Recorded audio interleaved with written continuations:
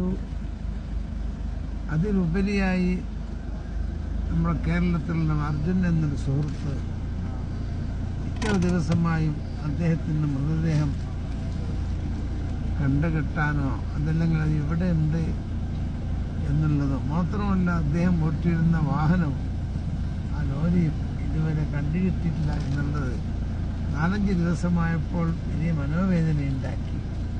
അതുകൊണ്ട് രാവിലെ 8 മണിക്ക് ഞാൻ വീട്ടിൽ നിന്ന് പുറപ്പെട്ടത്.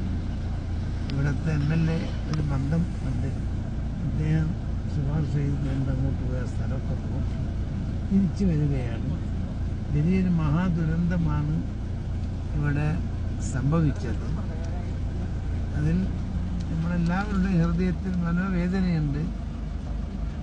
അർജുൻ്റെ മൃതദേഹം വളരെ പെട്ടെന്ന് കണ്ടുകെട്ടട്ടെ എന്ന് ദൈവത്തോട് പ്രാർത്ഥിക്കുകയാണ്. കിട്ടും എന്ന് വളരെയേറെ പ്രതീക്ഷയിലാണ്. ചിലപ്പോൾ ഇന്ന് തന്നെ കിട്ടും എന്നൊരു വിശ്വാസമാണ്.